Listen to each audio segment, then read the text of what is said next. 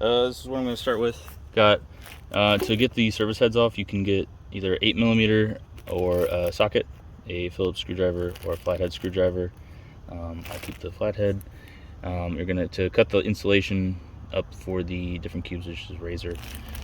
Grab these two, and then salt for dumping down the whole deal there. So I make sure not to use my hands to open all these things because there's plenty of stuff down in here.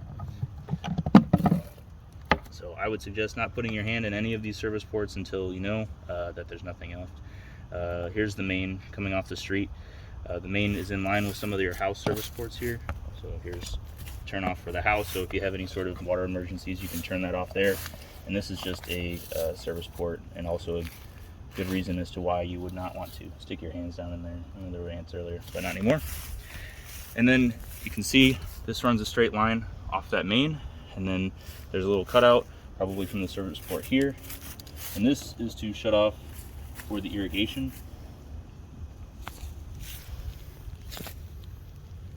You have to see down in the hole. There's an actual shut off. Have to see down in the hole. And so for our shut off, we want this perpendicular to the line. That's what it should be to prove that it's off.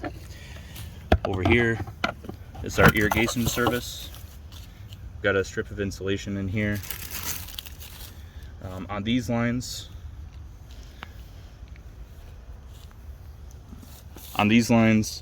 there's more valves to shut off. I keep these open so that I'm not creating little traps for waters to expand between these.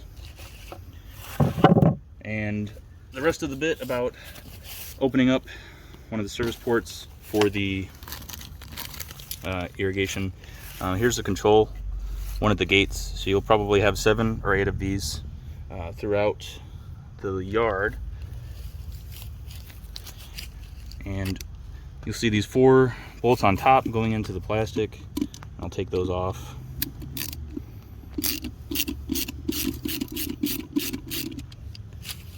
And then once this is off, you'd want to store these to the side. Cool, I've got those 4 off. When I'm working on this, I usually do take this off so that I can inspect and get more space inside the service port.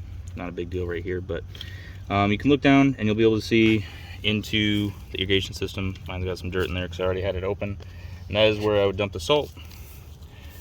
Most of the time I would make sure and put it until you, I don't know, can see some granules of salt in the water. So when you open yours up, you'll see more water. You'll have to make sure that that irrigation main that I just showed is off, so that it's not flowing. The first one or first couple that you open may backflow a bunch of water, so that should be fine. Give it a few minutes and it will soak down into the ground.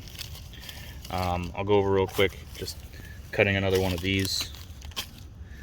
I usually make sure that it's a square, so I don't make it a circle so that it fits inside.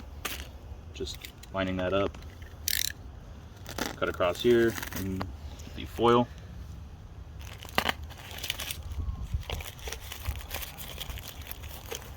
So I can usually get a couple out of each 6-inch section. I put the foil on the top side to keep any water from coming in and messing with that that fiber insulation, and then pop that on top of my service port. I usually don't put any sort of packaging or anything special. I do leave those ports open to allow for any possible water expansion. But if you don't want to lose those parts, then maybe pop it back on and screw it down a little bit just to leave it open. And that's the whole business. If you need any of this, then let me know. I've got extra. The last bit would be when you need to reuse the sprinklers. You're going to want to turn this back on. I would also suggest turning off the main controller for the sprinklers. Here at the controller, you'll probably find it in a run state, and what you'll want to go ahead and do is just go system off, and it'll be off until you turn it back on, and that's when you would go back to your main and make sure that it's parallel to that line.